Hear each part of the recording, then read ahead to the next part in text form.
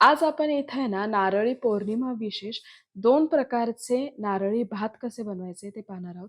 तर पहिलं आपण नारळी भात बनवणार आहोत. त्यामध्ये आपण गुळाचा वापर करणार आहोत.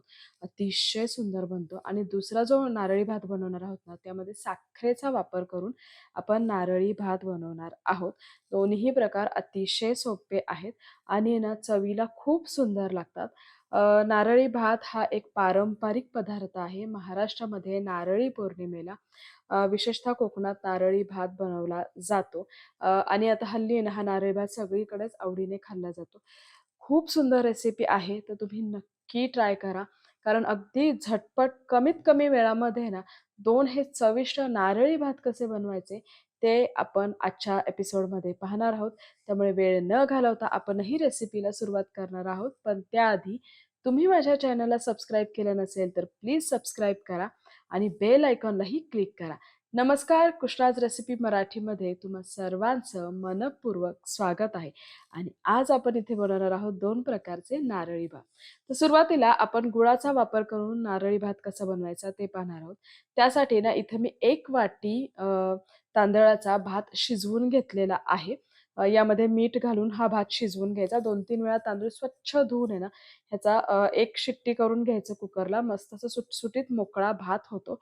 1 वाटी शिजलेला भात आहे. त्यासाठी 1 वाटी मी गूळ घेतलेला आहे आणि 1 वाटी ओल्या नारळाचा चव घेतलेला आहे. काही ड्रायफ्रुट्स घेतलेले आहेत, काजू आणि मनुके. बस एवढे. त्याचबरोबर इथे लवंग आणि दालचिनी घेतलेली आहे. सोबतच वेलची पावडर आणि जायफळ पावडर घेतलेली आहे. तर जेव्हा आपण गुळाचा एखादा पदार्थ बनवतो ना, त्यावेळेस जायफळ पावडर आवर्जून वापरावी. त्याने ना चव अजून वाढते. त्याचबरोबर 2.5 चमचे मी इथं तूप घेतलेलं आहे. साहित्याचे प्रमाण खाली डिस्क्रिप्शन बॉक्समध्ये दिलेले आहे. तर आता आहे ना, नारळी भात बनवण्यासाठी इथे कढईमध्ये ना मी 2 चमचे साजूक तूप ॲड करणार आहे. मंद गॅसवरती कढई आपल्याला चांगली गरम करून घ्यायची आहे आणि त्यानंतर त्यामध्ये आहे ना 2 चमचे साजूक तूप ॲड केलेलं आहे. तूप चांगलं तापल्यानंतर मी यामध्ये ॲड करणार आहेत हे काजू आणि मनुके. काजू आणि मनुके आपल्याला तळून घ्यायचे आहेत. काजू आणि मनुके जेव्हा आपण असे तळून एखाद्या पदार्थामध्ये घालतो ना, त्याची चव आहे ना खूप छान लागते. हे तळलेले काजू जेव्हा दाताखाली येतात ना, त्यावेळेस मस्त मजा येते खाण्याची. आता हे बघा, इथे ना हे काजू आणि मनुके छान तळलेले आहेत. मनुके मी बाजूला काढून घेतलेले आहेत, कारण मनुके पटकन फुलतात. त्यामुळे मनुके मी आधी तळल्यानंतर बाजूला काढून घेतलेले आहे. आणि हे जे काजू आहेत ना, हे पण छान लालसर तळलेले आहेत. आता हे थोडेसे आपण बाजूला करून घेऊया आणि त्यामध्ये ना लवंग आणि दालचिनी ॲड करूया. आता या लवंग आणि दालचिनीचा आहे ना तुपात फ्लेवर उतरला गेला पाहिजे. त्याच्यामुळे एखाद मिनिटभर छान परतून घेणार आहोत. त्यानंतर आहे ना हा शिजवून घेतलेला जो भात आहे ना, तो मी ॲड करणार आहे आणि सोबतच इथं हे बघा 1 वाटी गूळ मी ॲड केलेला आहे. तर गूळ मी इथं 1 वाटी वापरलेला आहे. हे प्रमाण अगदी बरोबर आहे.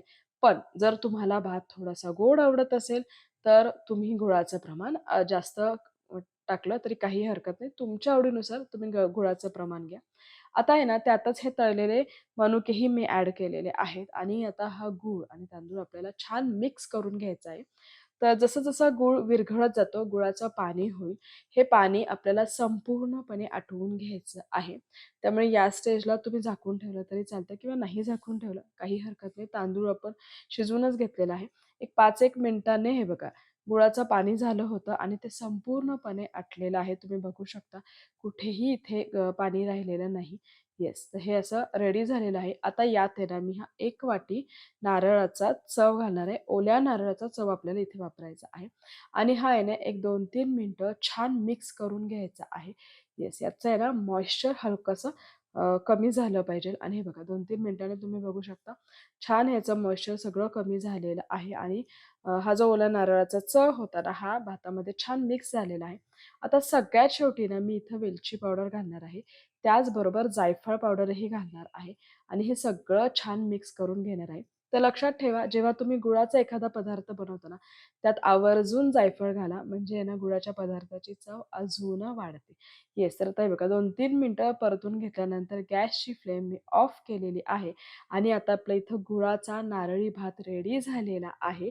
येस, पारंपरिक रेसिपी आहे, त्यामुळे नक्कीच ट्राय केला पाहिजे. आता हा गुळाचा नारळी भात रेडी झालेला आहे. आता आपण साखरेपासून नारळी भात कसा बनवायचा ते पाहूया. त्याला केशरी भात असंही म्हटलं जातं. तर केशरी भात बनवण्यासाठी इथे मी पुन्हा एकदा 1 वाटी तांदळाचा हा भात शिजवून घेतलेला आहे. येस, तीच प्रोसिजर. त्याचबरोबर इथं 1 वाटी साखर घेतलेली आहे, 1 वाटी ओल्या नारळाचा चव घेतलेला आहे, पुन्हा एकदा काजू आणि मनुके घेतलेले आहेत, लवंग आणि दालचिनी घेतलेली आहे. आता इथे मी वेलची पावडर घेतलेली आहे, जायफळ पावडर आपल्याला घालायची नाही. जेव्हा साखरेचा पदार्थ बनवतो ना, तेव्हा त्यात आहे ना वेलची पावडरच घातलेली छान लागते. सोबतच इथं 2 चमचे मी साजूक तूप घेतलेलं आहे आणि केशरी रंग कारण केशरी भात बनवणार आहे. साखरेपासून जेव्हा आपण भात बनवतो ना, तेव्हा हलकासा केशरी रंग टाकला ना, तर तो भात खूप सुंदर दिसतो आणि चव आहे ना मस्त लागते. येस.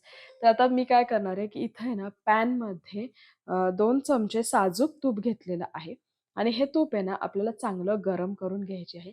गॅसची फ्लेम मंद ठेवायची आहे आणि मंद गॅसवरती आता हे बघा तूप छान तापल्यानंतर मी यात काजू ॲड केलेले आहेत आणि हे काजू आहे ना आपल्याला छान तळून घ्यायचे आहेत. छान ते असे लालसर झाले पाहिजेत. हलकेसे खूप जास्त लाल नका बनवू आणि हे बघा काजू छान तळून झालेले आहेत. आता आहे ना इथे मी हे जे मनुके घेतले होते ना, ते मनुके सुद्धा ॲड केलेले आहेत आणि ते सुद्धा ना एखाद मिनिटभर मी असं तुपात आहे ना छान परतून घेणार आहे. आता आहे ना यामध्ये आपल्याला लवंग आणि दालचिनी ॲड करायची आहे आणि त्या लवंग आणि दालचिनीचा फ्लेवर आहे ना तुपात छान उतरला गेला पाहिजे. जेवढं ते छान तळलं जाईल ना, तेवढ्या भाताची चव आहे ना वाढणार आहे आणि भाताला एक सुगंध छान येतो. आता आहे ना, यात आहे ना, हा शिजलेला जो भात आहे ना, तो मी ॲड करणार आहे आणि शिजलेला भात ॲड केल्यानंतर आहे ना, मी हे सगळं छान मिक्स करून घेणार आहे. बरं, आता भात शिजवताना ना, मी आधीच मीठ घातलं होतं, त्याच्यामुळे पुन्हा आपल्याला मीठ घालायची गरज नाही. त्यानंतर आहे ना, इथं 1 वाटी साखर घातलेली आहे आणि ही साखर आहे ना, आपल्याला सगळी छान मिक्स करून घ्यायची आहे. तर साखर घातल्यानंतर ना, एक 2-3 मिनिटं आपण असं छान परतून घेणार आहोत आणि त्यानंतर आहे ना, मी यामध्ये ॲड करणार आहे फूड कलर. तर फूड कलर हा टोटली ऑप्शनल आहे. फूड कलर जर नसेल ना तुमच्याकडे, तर तुम्ही काय करा, केशर असेल तर केशर याच्यात घाला, तेही चालतं. पण जर केशर नसेल तर फूड कलर घाला. कारण आहे ना, केशरी भात हा असाच छान वाटतो. थोडासा त्याला हलकासा केशरी रंग आला पाहिजे. म्हणून इथे मी ना ऑरेंज फूड कलर वापरलेला आहे. केशरी रंग वापरलेला आहे थोडक्यात आणि ना हे बघा रंग मिक्स केल्यानंतर ना आता हे बघा, हे छान सगळं मिक्स करून घ्यायचं आहे आणि येस, साखरेचं आहे ना हळू-हळू आहे ना पाणी होत सुटत आलेलं आहे. तर हे बघा, साखरेचं पाणी सुटल्यानंतर आपल्याला ते साखरेचं पाणी संपूर्णपणे आटवून घ्यायचं आहे. जसं आपण गुळाचा भात बनवला ना, अगदी सेम तीच पद्धत आहे. आता हे बघा, इथं साखरेचं पाणी पूर्णपणे आटलेलं आहे.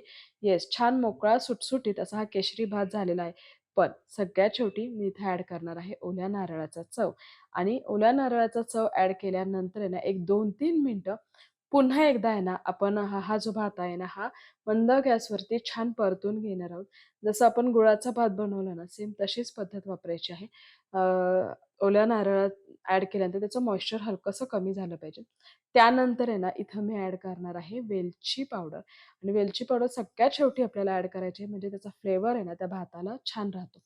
येस, आता ना वेलची पावडर ॲड केल्यानंतर 2-3 मिनिटं छान परतून घेतल्यानंतर गॅसची फ्लेम मी ऑफ केलेली आहे आणि इथे आपला हा अ, स साखरेचा नारळी भात म्हणजे केशरी भात रेडी झालेला आहे आणि आता दोन्ही हे भात आहे ना मी सर्व्ह करून घेतलेले आहेत. तुम्ही बघू शकता अतिशय सोपी रेसिपी आहे. त्यामुळे ना या नारळी पौर्णिमेला ह्या दोन्हीपैकी कोणता तरी एक प्रकार तुम्ही नक्कीच करून बघा. दोन्हीही प्रकार चवीला अप्रतिम लागतात. तुम्हाला जो प्रकार आवडतो तुम्ही त्या प्रकारे नारळी भात करून घ्या. अतिशय सोपी रेसिपी आहे, झटपट बनते आणि ज्यांना गोड खायला आवडतं त्यांनी ते नक्कीच ट्राय करा. नक्कीच तुम्हाला आवडेल आणि पुन्हा एकदा आहे ना, अशाच वेगवेगळ्या रेसिपीसाठी आपण परत भेटूया. तोपर्यंत खात राहा, आनंदी राहा आणि सेफ राहा. धन्यवाद.